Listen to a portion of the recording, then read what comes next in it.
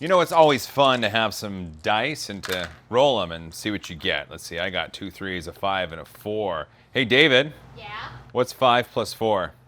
9. And what's 9 plus 3? 12. And what's 3 plus 12? 15. There we go. I got 15. So I rolled a 15. But rolling the dice in your hand and throwing it on the table, that's one way to do it. There's other cool ways to do it. They're called dice towers, and we're going to explore 2 of them. I'm Joel. This is 3D Printing Nerd. You may remember dice towers. I've actually shown at least one off on the channel before where it looked like a castle and it had a gate that flipped down. You put dice in it and they would spit out the end. This is a new one. I found this on the Thingiverse. It kind of works. Let's see. So, and then out the bottom are, there's 4. There's 4 dice. Okay. This is printed on my original Prusa i3 Mark II using MatterHacker's Build Series PETG, and I believe I have a Geckotech. I have a Geckotech sticky surface on that. Geckotech is freaking awesome, by the way. I love that stuff. I got sent a sample by Tallman3D, and I was like, I'm blown away at how cool that stuff is. This was okay. The PETG printed decent. I mean, it looks good. The model was really small, so I had to size it up. And then when it was only that tall, I had to size it up again to get to this tall. It's neat, it's fun. It's one of those things where there's at least a minute of enjoyment out of it. But, I mean, it's a spiral. It's kind of boring.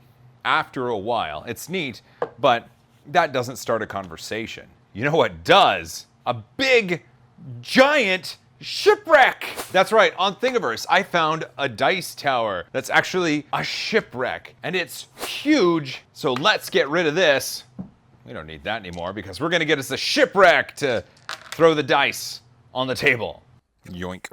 So first we talk about the water. This is Polymaker's Polymax PLA, and I printed this on the MatterHacker's Pulse XE. It was already preloaded, and I thought, you know, that's kind of water-ish looking. And so I decided to print that right there. It's a shipwreck, and the ships are in the water. It's not a space shipwreck, it's a shipwreck. If someone wants to make a space shipwreck dice tower, I would totally print that. But for right now, it's a water-faring ship that wrecked. This is the water. Okay, so we have water. Now we need a place for the water. Yoink. Well, bam! That is a glacier. Iceberg, right ahead! And it's on my Zortrax M300 build plate. This is, well, first, it's heavy. Second, it's huge. This is awesome. This is the Zortrax 300 printing this glacier-looking thing in Z hips, high-impact polystyrene at 0.19 layer height. Oh, Zortrax and your zany layer heights. The M300's working really well, and it actually was able to print this phenomenally. It looks gorgeous. I love this. We need to get this off of the build plate, and that's actually going to show you one of the things that I don't like about the Zortrax. So you've got a raft because it has a perforated build plate, and the raft is not easy to remove. When you do remove it, it's like styrofoam all over the place. I'm always afraid I'm gonna crack my part too. Come on.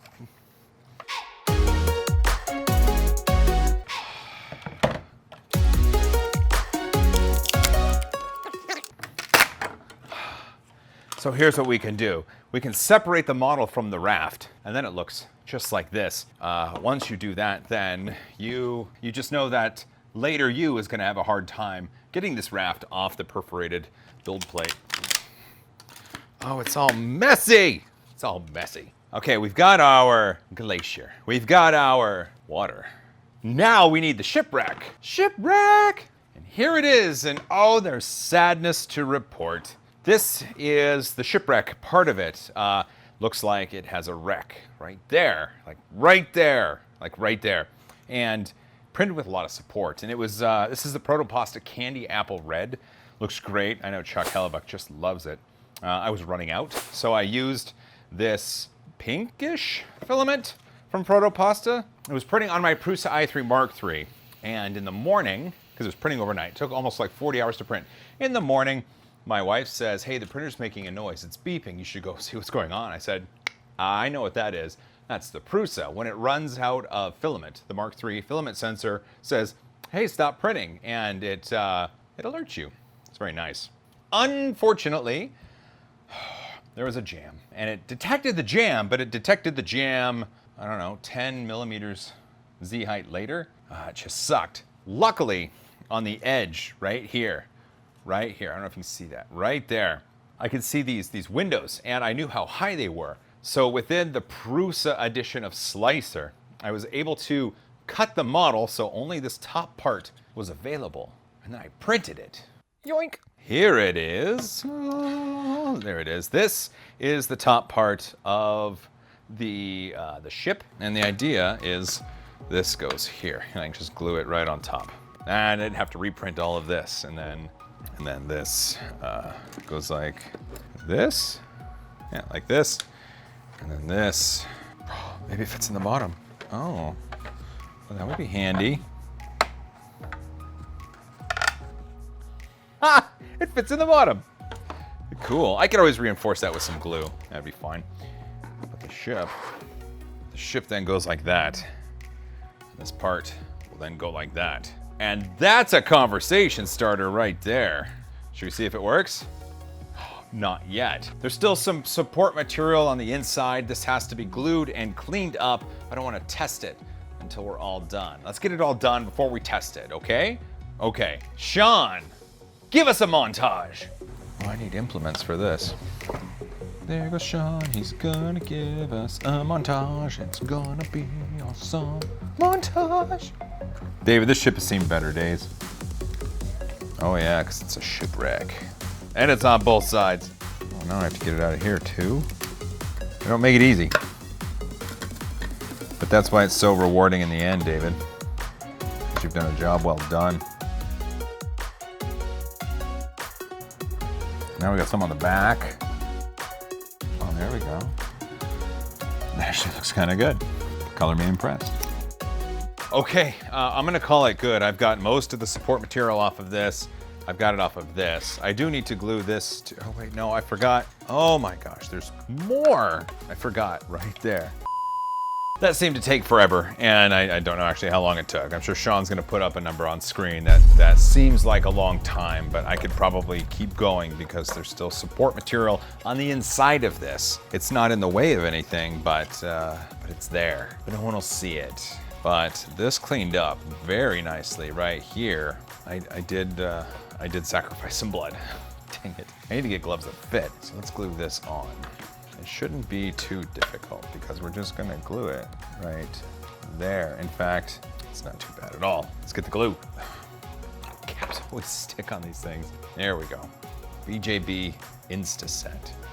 So I can put the glue on, set it, and then I'll hit it with the Instaset from the outside, and it should bond. Oh yeah, cat filling indeed. See, we've got infill, and so the glue is going to settle into the infill. As long as it glues down a little bit, I can put it along the infill lines, because this has a solid base on the bottom. So as long as some of the lines have it, it should adhere. There we go. That's quality right there. Okay, so while that's setting up, what you can do is run some of this super thin glue, and it'll get into all the cracks and the crevices. So I believe if I just let it flow in, we should be good. Because then I can use this and go. I don't think that's going anywhere. I think I just may have glued some plastic to my cutting mat. We'll take care of that later. It's always a fun time when Joel breaks out the glue. Now, we've got our glacier. We've got our water. We're gonna have the shipwreck. It's gonna go right into there. Let's see if this works. There we go. Got the dice right there. We're just gonna drop them in one at a time. And it worked. I rolled a 1, a 5, a 4, and a 2. And I'll let you do the math on your own. This was fun. This was fun. It's not always large builds, it's not always technical things, it's not always Fusion 360 tutorials, it's sometimes we're just having a bit of fun. this is fun. This is cool though. I mean, dice towers are neat, right? They're meant to roll the dice for you. And you can get all sorts of castles. A castle dice tower. It makes sense because a lot of times in D&D campaigns and role-playing games, they're set in medieval times and you want to roll the dice in something that represents the time period. So if you're playing, for some reason, a Titanic role-playing game, then this is the dice tower for you. Riggedy wrecked, son! And with that, let's call it good. Thanks for watching. If you made it this far, you're awesome. Don't forget to subscribe and ring that bell. And then don't forget to hug each other more. Because I love you guys, as always. High five.